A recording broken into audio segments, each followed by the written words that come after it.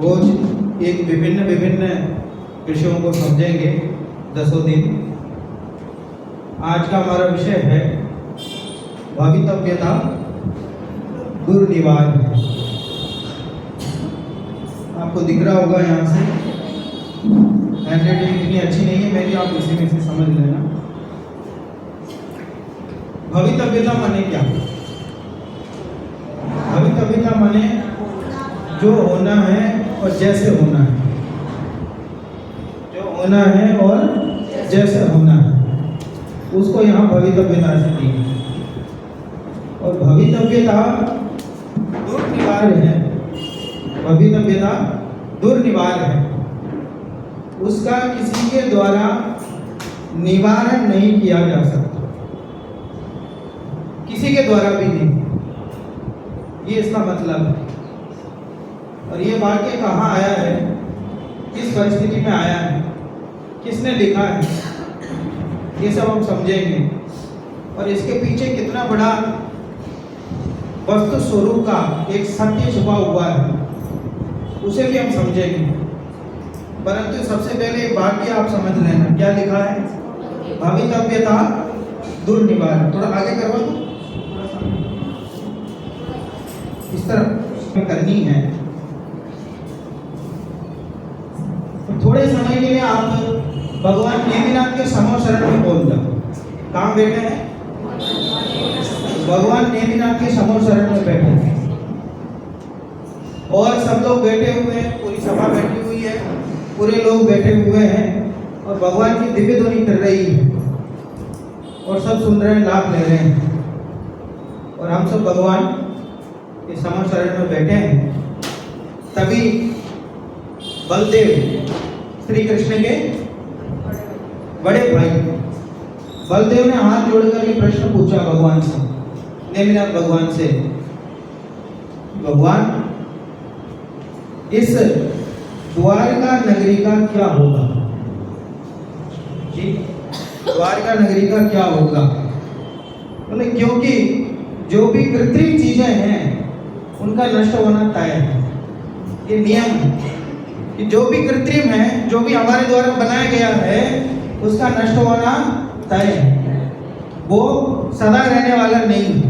जो अकृत्रिम चैत्यालय हैं उनको कोई नाश नहीं कर सकता, और जो कृत्रिम चैत्यालय हैं उन्हें कोई बचा नहीं सकता, सत्य है। ठीक है। अब अकेले चैत्यालय क्यों, घर भी हो, कोई भी चीज हो जो किसी के द्वारा बनाई गई हो, उसका कभी नाश हो ही नहीं सकता। कुबेर की आज्ञा से इंद्र ने द्वारका नगर की रचना की थी। ठीक है। तो भगवान से प्रश्न पूछा बलदेव ने, इसका क्या होगा? और दूसरा प्रश्न पूछा, ये जो श्री कृष्ण है, इनके प्रति मेरा बहुत स्नेह है, बहुत स्नेह है, इनका अंत कैसे होगा? ये सब प्रश्न उन्होंने पूछे।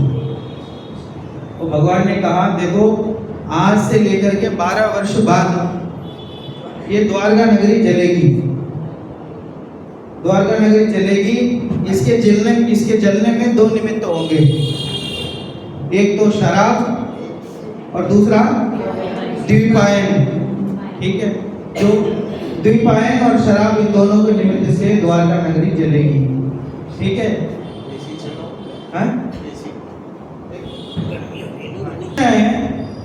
इनका जो प्राणों से प्यारा है जरद कुमार, उसी के माध्यम से इनकी मृत्यु होगी।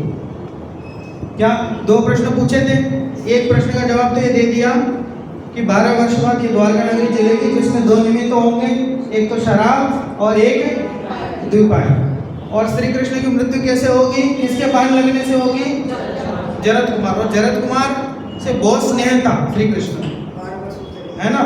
तो फिर वो उन्हीं, जिससे इतना स्नेह है, उसी के माध्यम से इनकी मृत्यु हो गई, ऐसा जिनेंद्र भगवान की वाणी में आया और हम सभी बैठकर सुन रहे हैं। जिस नगरी के लोग हम हैं, वो भगवान ने ऐसी घोषणा करी है कि हमारी नगरी 12 वर्ष बाद नष्ट हो जाएगी। अब क्या हमारी प्रतिक्रिया? बोलो। अब हम सब बैठे हैं समो शरण में और ऐसी घोषणा हुई है 12 वर्ष बाद ये द्वारका नगरी जलेगी, तो हमारी क्या प्रतिक्रिया होती है? तो सोचेंगे द्वारका छोड़ अच्छा हुआ साहब, हम तो बहुत दूर एक मकान लेके रखे हुए हैं, हमारी जमीन है, हम वहाँ चले जाएंगे। बोलो साहब, चैतन्य सदन, बोलो साहब कहाँ जाना है, क्या विचार आएगा वहाँ ऐसे सुनकर? मैं तो बताऊंगा वहाँ के जीवों की कैसे विचार क्या हुआ, कैसे विचारधारा हुई, सब मैं बताऊंगा। लेकिन हम अगर सोचें, हमारे सामने ऐसी परिस्थिति आए तो हम क्या सोचें, हमारे दिमाग में क्या विचार आएगा? ठीक है, संजीव जी का एक वाक्य है, संजीव जी गोदा साहब का, यह जीव जीता तो ऐसा है कि जैसे कभी मरेगा ही नहीं। क्या जीता तो ऐसा है कि कभी मरेगा ही नहीं, और मरता ऐसा है कि कभी जिया ही नहीं। जब जीता है इतनी तैयारियां करता है, इतनी तैयारियां करता है, ऐसा लगता है कि कूटी रहा कर भी यहीं रहने वाले, संसार कहीं जाने वाला नहीं, इतनी तैयारियां कर लेता है। लेकिन जब मरता है तब इतना दुखी होता है, इतना दुखी होता है, ये काम नहीं हुआ, वो काम नहीं हुआ, ये नहीं हुआ, वो नहीं हुआ, ठीक है, इतने काम नहीं हुए, ऐसा सोचता है। लेकिन हमारे सामने वो तो भगवान ने बता दिया कि 12 वर्ष बाद द्वारका नगर जलेगी, हमारे बारे में नहीं बताया। इसका मतलब क्या है? हम नष्ट नहीं होने वाले हैं, हम सदा यही रहने वाले हैं। तो उन्होंने ऐसा बताया और निमित्त भी बताए, और भाग्य से वो द्वीपायन भी वहीं उसी सभा में बैठे थे, द्वीपायन भी उसी सभा में बैठे थे। और उनको क्या विचार आया, हम में से किसी के बारे में ऐसा कहा जाए भैया इसके माध्यम से 12 वर्ष बाद ये नगरी चलेगी, क्या विचार आया, क्या हालत हो रही होगी, आप विचार करो। वो द्वीपायन भी वहीं बैठे थे, लेकिन द्वीपायन के मन में क्या विचार आया? उन्होंने कहा कि 12 वर्ष बाद द्वारका को मैं जलाऊंगा। अरे जिस द्वारका नगर में पला बड़ा हूँ वैसे वो रिश्ते से मामा लगते थे, बलदेव के मामा लगते थे, ठीक है। तो उन्होंने भाई जैसे उन्होंने कहा द्वीपायन से नगरी जलेगी तो सब उनकी तरफ देखने लग गए। अब किसी का नाम यहाँ से ले लूँ मैं तो सब लोग क्या करेंगे, उसकी तरफ देखेंगे। ऐसे ही तीर्थंकर की वाणी में आया और ये भी कह रहे हैं कि ये जलाएंगे, तो सब उनकी तरफ देखे। तो उनकी क्या प्रतिक्रिया थी? उन्होंने कहा कि ऐसा अधम कार्य तो मैं नहीं करूंगा, ऐसे द्वारका नगरी को जलाने का काम मैं नहीं करूंगा, मुझसे नहीं होगा, इतनी जीवों की हिंसा मैं नहीं कर सकता। ऐसा कह करके 12 वर्ष के लिए द्वारका नगर छोड़ करके जंगल में चले गए। ऐसे नहीं गए, मुनि दीक्षा लेके, मुनि दीक्षा धारण कर ली और 12 वर्ष के लिए द्वारका नगरी छोड़ के चले गए। और ये कहने लगे कि मैं तो द्वारका नगरी नहीं जलाऊंगा। अब मैं आपसे पूछता हूँ, द्वारका नगरी जलेगी कि नहीं? क्यों जलेगी? क्योंकि आपने पढ़ रखा है, क्योंकि आपने शास्त्र में पढ़ा हुआ है? ठीक है, 2 कारण बताए थे। एक कारण कौन था? द्वीपायन तो चले गए 12 वर्ष के लिए, बोलो। और दूसरा कारण क्या था? शराब, ठीक है। और शराब, श्री कृष्ण वहां के शासक थे। जैसे समोसने से बाहर आए वैसे उन्होंने मीटिंग बुलाई, सबकी, सारे दुकान वालों की मीटिंग बुलाई, सारे शराब दुकानों की मीटिंग बुलाई। उन्होंने कहा कि आज से, अभी से शराब द्वारका में बंद, कोई शराब नहीं बेचेगी। इतिहास की पहली शराबबंदी द्वारका में हुई, गुजरात में नहीं, बिहार में नहीं, पहली शराबबंदी द्वारका में हो गई थी और श्री कृष्ण ने कराई थी शराबबंद। तो लोगों ने कहा महाराज कल से हम क्या काम करेंगे, शराब बेचना हमारा काम है, कल से क्या करेंगे? कोई बात नहीं, सरकार सब्सिडी देगी, चिंता मत करो, जो भी काम करो सरकार की तरफ से मदद करेगी, ठीक है, तुम तो अभी से बंद कर दो। ठीक है महाराज, आप सब्सिडी दे दोगे, कोई दिक्कत नहीं। लेकिन अभी जो शराब बनी हुई है, दुकानों में रखी हुई है, उसका क्या करें? बोले ले जाके दूर फेंक दिया, इतनी दूर फेंक दिया कि वहां कोई जा नहीं सके, फेंक के कांटे वगैरह डाल दो उसके आसपास, को जा नहीं सके। तो दूर ले जा करके कुंडों में उन्होंने, पर्वत की कुंडों में वो शराब फेंक दी और वहां कांटे वगैरह डाल दिए, कोई जा नहीं पाए। ठीक है, अब बोलो दो निमित्त थे, एक द्वीपायन और एक शराब। दीपान तो चले गए 12 वर्ष तक के लिए कि मैं तो आऊंगा ही नहीं द्वारका नगरी में, और द्वारका नगरी में शराबबंदी भी हो गई। अब द्वारका नगरी जलेगी क्यों? क्या क्या क्या आधार है आपके कहने का? आधार क्या है? आधार क्या है? आधार यही कि सबने पढ़ा हुआ है, लेकिन आपको द्वारका नगरी का वासी होकर के आप ये समझो कि आपने पढ़ा नहीं है, कुछ शास्त्र में नहीं पढ़ा। कोशिश करेंगे तो जानेंगे। नहीं, सच्चाई है। सब हम सब जो पढ़े हुए वो बोल रहे हैं, लेकिन मैं भले वो ईमानदारी से जवाब दे रहा हूँ। क्या करेंगे? बचाने की कोशिश करेंगे। श्री कृष्ण ने भी यही की थी। ठीक है, वहां जो समरशरण में बहुत लोग बैठे थे, उनमें से कुछ लोगों ने मुनि दीक्षा ले ली, कुछ लोगों ने श्रावक के व्रत पाल ली।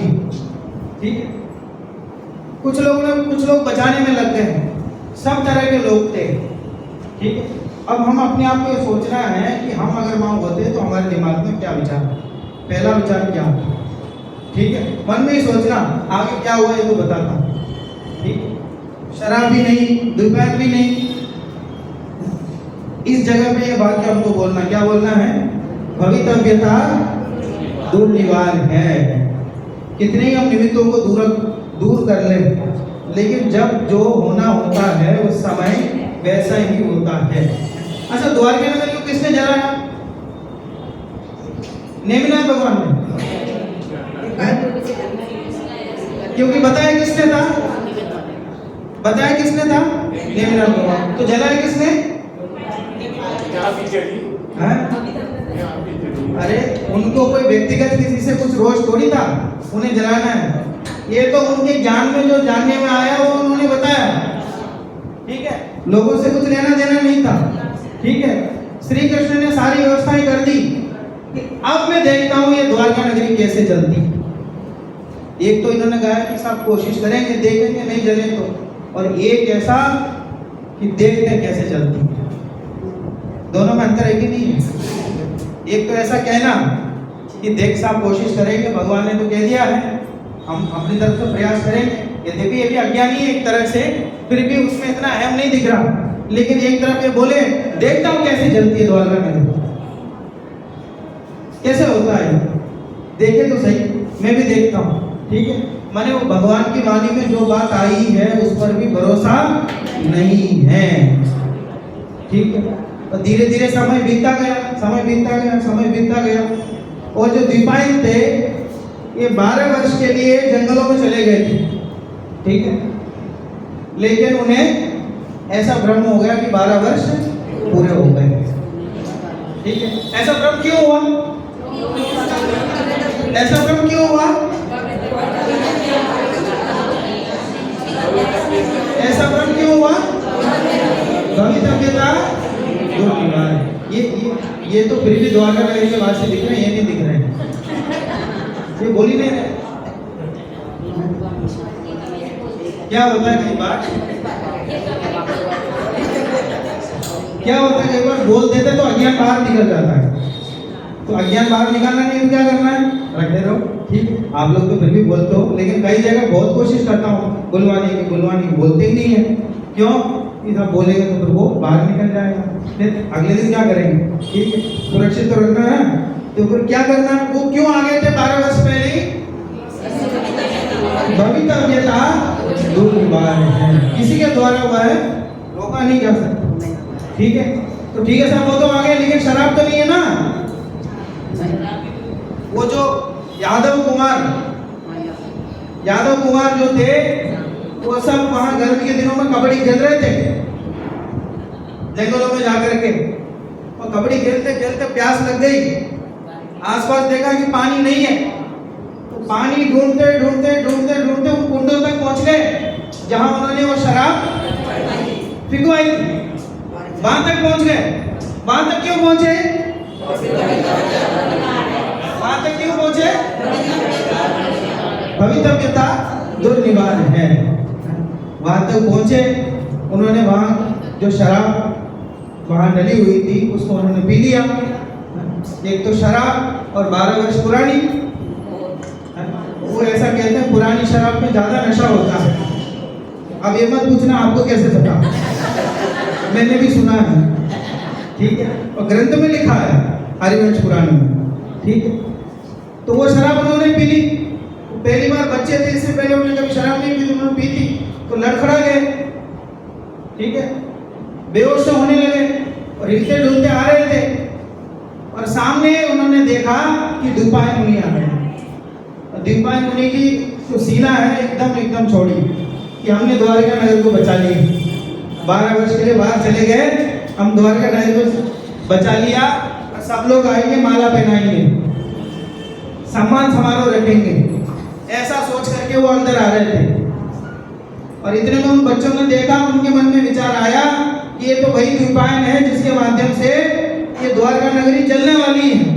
ऐसा सोच करके बहुत गुस्से से उन्होंने हाथ में पत्थर वगैरह जो भी मिला, लकड़ी वगैरह जो भी उनको मिला, सब उठा करके उनके ऊपर मारने लगे। और इतने में वो कहने लगे, अरे सुनो तो सही, रुको रुको, 12 वर्ष पूरे हो गए, मैं तो बाहर गया था, तुम लोगों को बचाने के लिए मैं बाहर चला गया था। ऐसा कहते रहे, लेकिन नशे में जो बालक थे वो किसी की बात सुनने के लिए तैयार नहीं थे और वो तो धड़ाधड़ उनको मारते जा रहे थे। तब तक मारते रहे जब तक लहूलुहान होकर के नीचे नहीं गिरे। और नीचे गिर गए। और नीचे गिरने के बाद जब तक खबर पहुंच गई श्री कृष्ण के पास, वो दौड़ के आए, उन्होंने देख लिया क्या परिस्थिति है और उन्हें देख करके उन्होंने हाथ जोड़े, कहा कि देखो 12 वर्ष तक जो आपने तप किया है वो तप क्रोध के भार से, क्रोध अभी आपको क्रोध आया है, वो क्रोध के भार से नष्ट हो जाएगा। क्या लिखा? जो तप आपने किया वो तप क्रोध के भार से नष्ट हो जाएगा। जीवन पर 30, 35, 40 साल तक बहुत अच्छे से निभा लिया आपने, समझो पति पत्नी अच्छे से, ठीक है। फिर कोई ऐसी कोई घटना हुई, बहुत तेज गुस्सा आया, तो लोग क्या समझाएंगे कि भैया इतने साल तुमने निभा लिया, अब तुम गुस्सा करोगे तो सब नष्ट हो जाए। तो 12 वर्ष तो तुमने तप किया, अब तुम अगर क्रोध करोगे, वो तप क्षमा है ना, किसके अभाव में प्रकट होता है? क्रोध के अभाव में प्रकट होता है। इसलिए भी ये कहानी इसमें जुड़ी हुई है। तुमने कहा कि एक आप क्रोध मत करो, इन बच्चों को माफ कर दो, इन्हें अनजान समझो, इनको माफ कर दो। तुमने कहा कि मैं माफ नहीं करूंगा।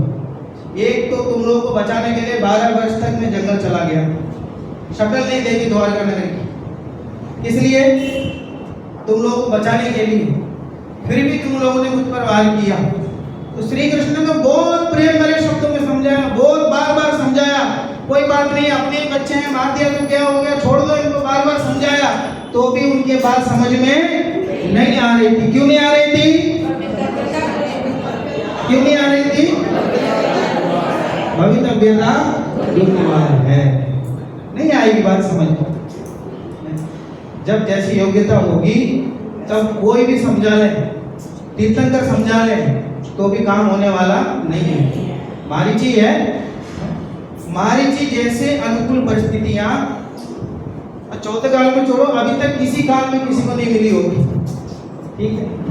तीर्थंकर कौन थे? तीर्थंकर उनके कौन थे रिश्ते में? दादा। और पिता चक्रवर्ती, और भाई क्या कमी, किस बात में कमी थी? पूरा परिवार अनुकूल था। ऐसा सब होने पर भी एक बात उनके समझ में नहीं आ रही। उन्होंने कहा कि एक तीर्थंकर बस, बाकी कोई नहीं हो सकता तीर्थंकर। मैं इसी समय तीर्थंकर बन के होता हूँ, 24 नहीं बनूंगा, मैं इसी समय बन के दिखाऊंगा, ठीक है। बस हो गई ऐसी बुद्धि, ठीक है। क्यों, क्या कारण था उसके पीछे? भवितव्यता दुर्निवार है, विचार करने की बात है। तो वहां पे पड़े रहे, लहूलुहान होकर के पड़े रहे द्विपायन मुनि। हरिवंश पुराण में जो लिखा हुआ आपको बता रहा हूं। उसके बाद उनकी मृत्यु हुई वहीं से, फिर वो अग्नि कुमार देव हुए। अग्नि कुमार देव हुए। अग्नि कुमार देव हुए, अंतर मुहूर्त में पर्याप्त हो गए और विहंगावती ज्ञान से पता लगाया कि मैं तो निर्दोष होकर के तप में लीन था और इन लोगों ने मुझे मार मार करके, पत्थरों से मार मार के मेरे प्राण ले लिए, अब इनको नहीं छोड़ूंगा। बोले क्यों? कि जब ये बच्चे मार रहे थे पूरे गांव वाले इकट्ठा होकर के वहां हंस रहे थे, देख रहे थे, किसने बचाया नहीं। तो ये विचार नहीं आया कि अकेले उन बच्चों को मारूंगा, ये विचार आया कि पूरे गांव में से किसी को भी नहीं छोड़ूंगा। वहां से तुरंत आए और गांव के चारों तरफ से आग लगाई पहले तो, कि जिससे कोई भाग नहीं पाए, और बीचों बीच फिर आग लगाई, गांव के बीचों बीच, ठीक है, तो जलता हुआ आग। और ऐसा लिखा हरिवंश पुराण में कि जो भी मिले पशु पक्षी त्रियंच मनुष्य, उन सबको पकड़ पकड़ के उस आग में डालते जाते। लेकिन ऐसा है ना, जब उन्हें क्रोध आया तो उनके में हाँ, वो भी आता है, 10 पुतला निकला, उन्हें द्वारका जला, वो भी उल्लेख मिलता है, वो अलग है। पर इस हरिवंश पुराण में जो लिखा है वो मैं आपको बता रहा हूं, ठीक है, उसका भी उल्लेख आता है, लेकिन हरिवंश पुराण में जो आया मैं आपको बता रहा हूं, ठीक है। आप सुनना कहानी उसके बारे में, ठीक है। उसमें ऐसा लिखा मूल में कि उस समय वो जीवों की क्रंदन की ऐसी आवाज हुई कि आज तक ऐसी आवाज कहीं नहीं हुई। ऐसा क्रंदन हो रहा था चारों तरफ, बचाओ बचाओ बचाओ की आवाज आ रही थी, ठीक है। श्री कृष्ण और बलदेव तब भी सबको बचाने की कोशिश कर रहे, ठीक है।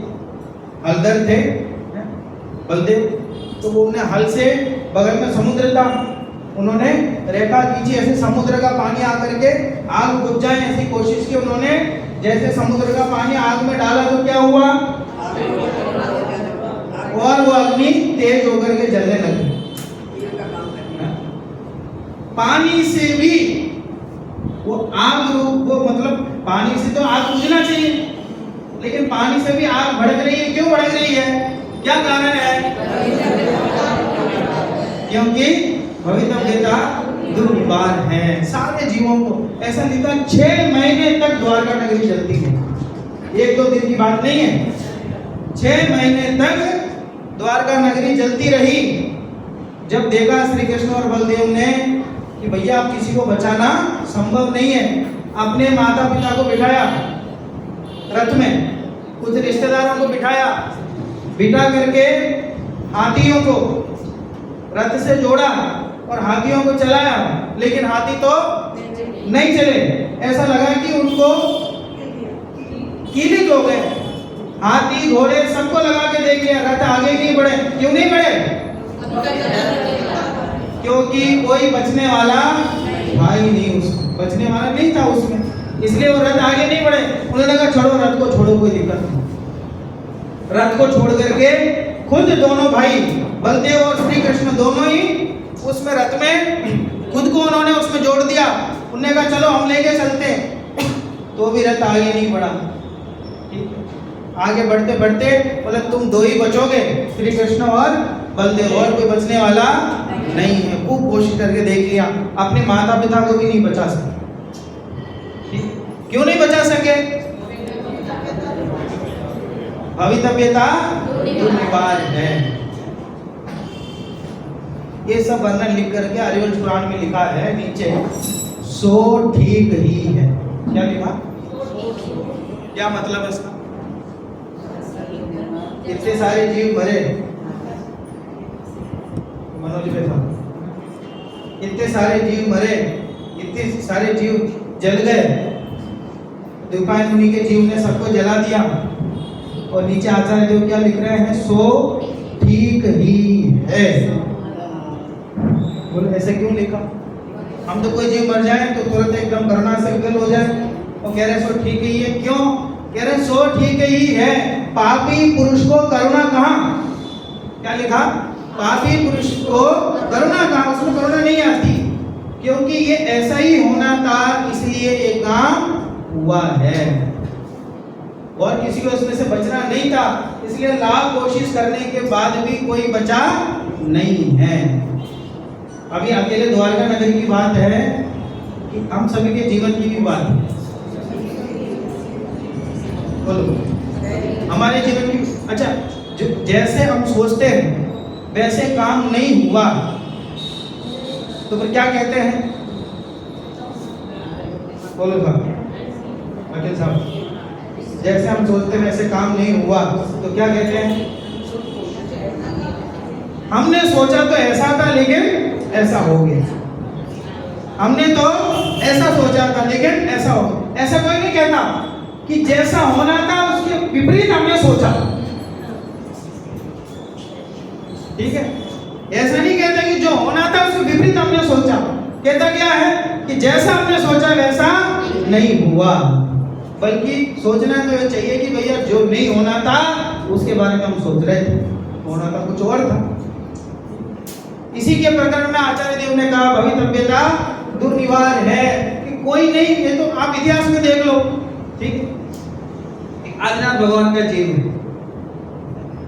गर्भ में आने के 6 महीने पहले, 1-2 दिन की बात नहीं है, अब गर्भ में आए नहीं है, गर्भ में आने के 6 महीने पहले रत्नों की वर्षा होती है। गांव में रत्नों की वर्षा होती है। ठीक है, अभी तो गर्भ में आए ही नहीं। गर्भ में आने के बाद देवी देवता आकर के उनकी सेवा में लगते हैं, उनके माता पिता की सेवा में लगते हैं, पूरे गांव वालों की सेवा में लगते हैं। कौन? मनुष्य गति के जीव नहीं, कौन से जीव? देव गति के जीव। ठीक है, और जन्म हुआ उसके बाद वहां पांडवशिला में ले गए, वहां पर जन्म कल्याणक हुआ समझो। उसके बाद एक एक कल्याणक होता गया और 100 पुत्र थे उनके, 1-2 नहीं थे, 100 पुत्र थे। 100 पुत्रों को उन्होंने पढ़ाया। 2 पुत्रियां ब्राह्मणी और सुंदरी, उनको पढ़ाया लिखाया, गृहस्थ धर्म पढ़ाया, मुनि धर्म पढ़ाया, सब कुछ पढ़ाया। ठीक है, सब कुछ समझाया। और 4000 तो ऐसे थे उनके साथ राजा कि जो महाराज कह दे वही सही। वो कह दे दिन को रात है तो रात है। ऐसे पागलपन वाले राजा थे उनके साथ, ऐसे सेवक थे। क्या कमी, किस बात की कमी है? तीर्थंकर है, कुलकर है, अपने घर में चक्रवर्ती है, सब कुछ है। लेकिन जब आहार के लिए निकले, 6 महीने तक वो जो देव 6 महीने पहले आकर के रत्नों की वर्षा कर रहे थे, उनमें से किसी को ये ख्याल में नहीं आया कि 6 महीने तक भैया बिना आहार के घूम रहे हैं। रोज जा रहे हैं फिर वापस आ रहे हैं, रोज जा रहे हैं वापस आ रहे हैं। 100 बच्चे, अपने माता पिता एक दिन भूखे रहे तो किसी बच्चे को नींद आएगी? उनके 100 बच्चे थे और 2 पुत्रियां थी। सबको उन्हें पढ़ाया भी था, गृहस्थ धर्म सब धर्मों को पढ़ाया था सबको। लेकिन किसी को ख्याल में नहीं आया कि इनको विधि मिला देना चाहिए। क्यों नहीं आया? क्या कारण है? क्योंकि 6 महीने तक आहार उन्हें मिलना था ही नहीं, इसलिए किसी को विचार नहीं आया, किसी को विचार नहीं आया। क्योंकि जब भवितव्यता जैसी होनी होती है वैसे ही विचार आते हैं। हम परेशान होते हैं, कोई सुने नहीं तो दोष किस पे डालते हैं? साहब कोई सुनता नहीं। जब उनको जरूरत थी तब हमने किया, जब हमें जरूरत है तो वो नहीं कर रहे, तो किसकी गलती है? तो उसकी कोई गलती नहीं है, सामने वाले की। हमारे कर्म का ही उदय ऐसा है तो हम क्या कर सकते हैं? हमारे कर्म का उदय नहीं हो तो कोई सहयोग नहीं कर सकता, और कर्म का उदय हो तो किसी को सहयोग करने से रोक सकते नहीं। इतिहास में ऐसी कई घटनाएं हैं जहां देवों ने आके मदद की थी। सीता के लिए कमल की रचना हुई थी, सुदर्शन सेठ के लिए सिंहासन बन गया, और वो सैनिक राजा का पुत्र क्या नाम है उसका, वारिशन के लिए तलवार माला हो गई। लेकिन इतिहास में ऐसी भी कई घटनाएं हैं जहां तलवार ही रह गई। ठीक है, और वो भी धर्मात्मा थी। 500 मुनिराजों को घानी में फेर दिया गया। 500 700 वो 700 वाले, वो तो रक्षाबंधन वाले। हाँ, देखो दक्षिण भारत में कितनी सारी ऐसी अभी भी ऐसे उल्लेख मिलते हैं। उनके लिए तब देव सो गए थे क्या? तब उस समय उनको बचाने का भाव क्यों नहीं आया? ठीक है, उनको बचाने का भाव क्यों नहीं आया? पवित्रता दुर्निवार है। अरे आदिनाथ भगवान से लेकर के भगवान महावीर के जीवन की घटनाएं कि केवल ज्ञान हो गया, समझ आने लग गया, सब लोग बैठे हैं जिनवाणी सुनने के लिए, जिनेंद्र भगवान की वाणी सुनने के लिए, सब आकर के बैठ गए हैं। आप सब बैठ जाओ, 10 मिनट में ऐसे ही खड़ा रहूं, बोलूं नहीं कुछ, फिर क्या होगा? चलो बच गए। चलो तो पंडित जी बोलते हो कि नहीं, क्या जाए हम लोग? कि 10, अरे वहां के श्रोताओं को भी मानना पड़ेगा। 66 दिन तक आते रहे, रोज इंतजार करते रहे, पैसा रोज इंतजार करते रहे, एक दिन भी शिकायत नहीं की। जिस दिन गिरेगी उस दिन सुन लेंगे, ऐसे शांति से बैठे रहे, ऐसे सोता था। तो 66 दिन तक तो दिनवानी दिव्य ध्वनि गिरी नहीं। बोलो, ये वही भगवान महावीर है, ये वीर है, अतिवीर है, सन्मति है, बोलो वर्धमान है, 5 नाम है, लेकिन दिव्य ध्वनि करने में 66 दिन हो गए, कुछ नहीं किया। क्या वे कुछ कर सकते थे? क्यों नहीं कर सकते थे? भवितव्यता दुर्निवार। धवला में एक लिखा है, संभव तुमने तो पढ़ा ही होगा, धवला में लिखा है वीरसेन स्वामी ने कि वो ब्राह्मण को पकड़ के ले आए ना सौदामिंद्र, उनका नाम तो बाद में समझो गौतम मंत्र हुआ, तो गौतम ब्राह्मण थे। हाँ, इंद्रभूति गौतम उनका नाम था। उनको पकड़ के लिया, उनने एक श्लोक बोला, तो बोले साहब इसका अर्थ समझ में नहीं आता, तो बोले चलो तुम्हारे गुरु से चर्चा करते हैं। चलो कैसे? तो धवला में एक प्रश्न पूछा कि स्वधर्म इंद्र ने पहले ही उसको क्यों नहीं लिया? पहले क्यों नहीं लिया? 66 दिन हो गए, पहले दूसरे दिन ही लाता तो इतने दिन इंतजार नहीं करना पड़ता ना, कि पहले क्यों नहीं लाया? तो वीरसेन स्वामी ने क्या जवाब लिखा? भवितव्यता दुर्निवार है। भैया 66 दिन क्या, एक समय पहले भी वो वहां नहीं ला सकता था। अच्छा, समोसा की रचना किसने की थी? कुबेर ने। क्या उसको पता नहीं था दिव्य ध्वनि नहीं कर रही है? अवधि ज्ञानी है ना, उसको नहीं पता कितने दिन बाद गिरेगी दिव्य ध्वनि। ठीक है, तो प्रयास भी कब करेगा? जब उस समय उसकी योग्यता होगी। जब योग्यता होगी तभी वो कार्य होगा। वो चाहे इंद्र हो, चाहे वो तीर्थंकर हो, चाहे वो गणधर हो, कोई भी।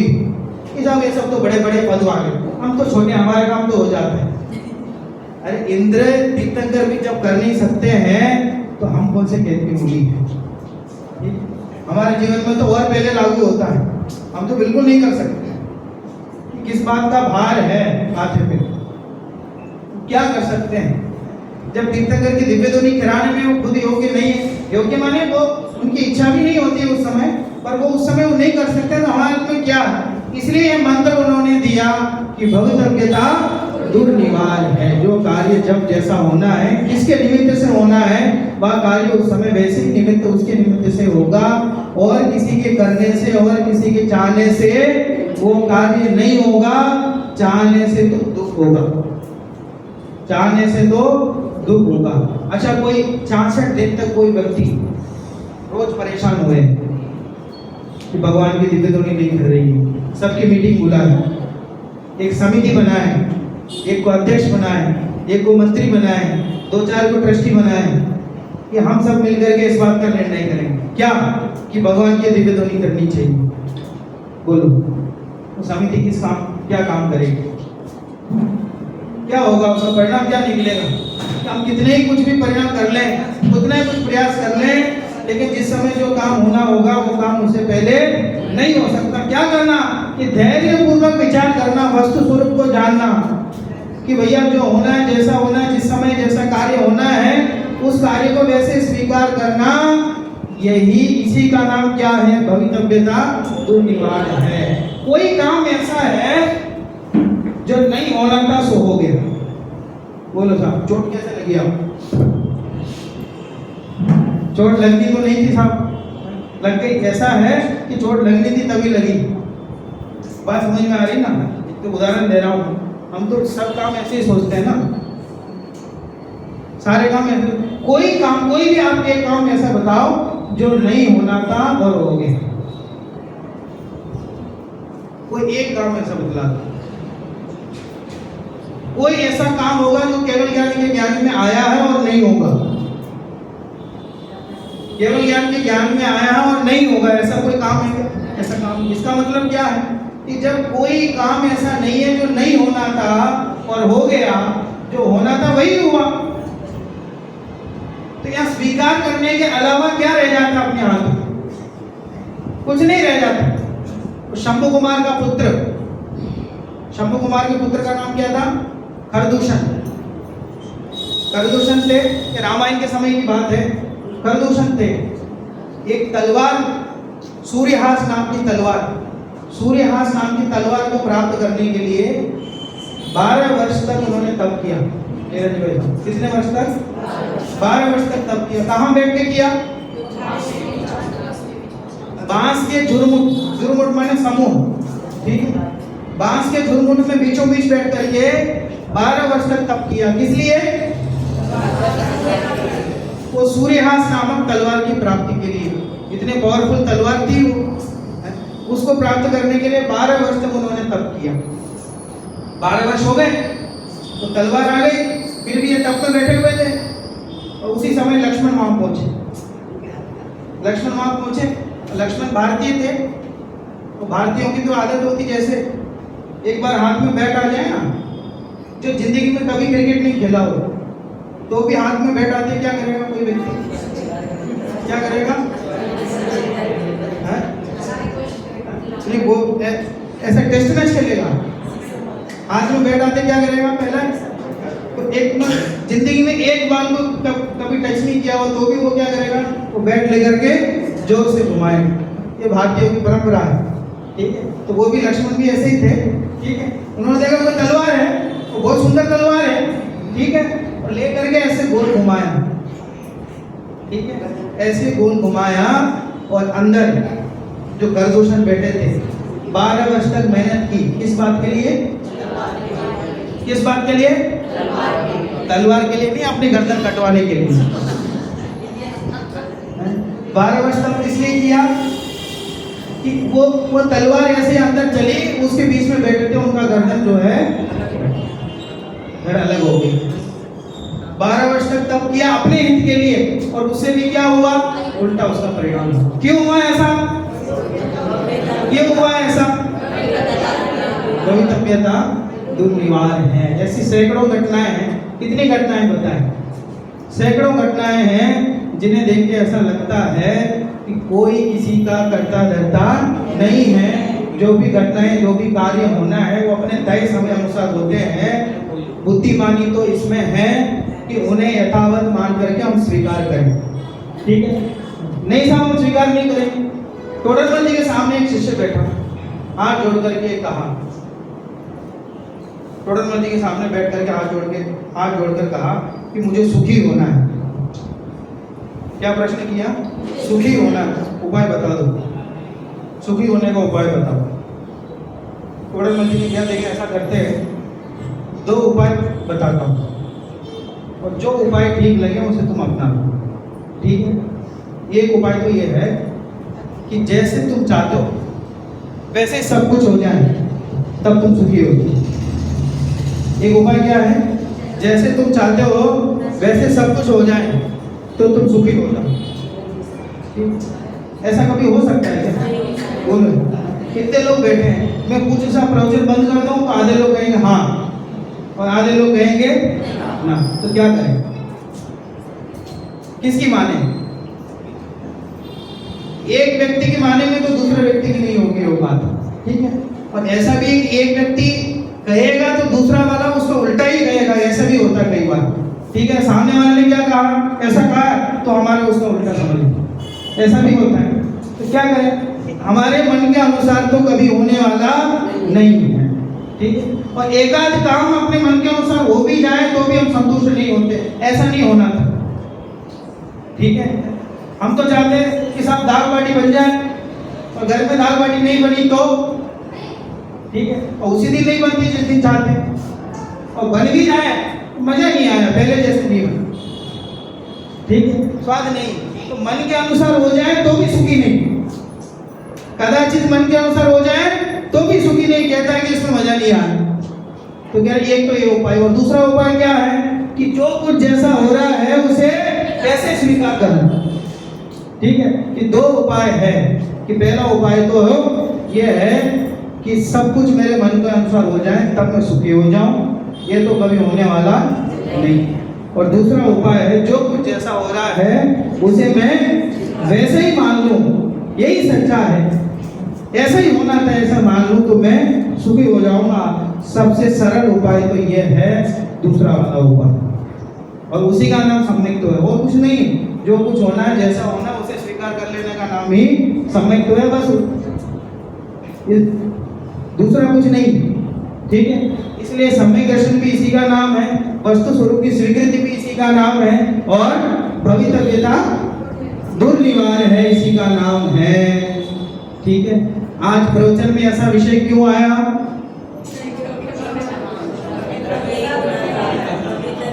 अब नहीं, जब कहानी सुना रहा था तब तो ध्यान से सुन रहे थे, जब जरूरी बात पूछ रहा हूं तब आप समझ रहे। अरे ऐसा विषय क्यों आया प्रवचन में? क्योंकि भवितव्यता दुर्निवार है। और कुछ लोग बोल रहे, कुछ लोग नहीं बोल रहे। क्यों नहीं बोल रहे? क्योंकि भवितव्यता दुर्निवार है। थोड़ा प्रवचन लेट हो गया, क्यों हुआ लेट? भवितव्यता दुर्निवार है। क्या रहेगा, आप लगा के देख लो, सूत्र है, इस सूत्र को हर जगह लगाओ,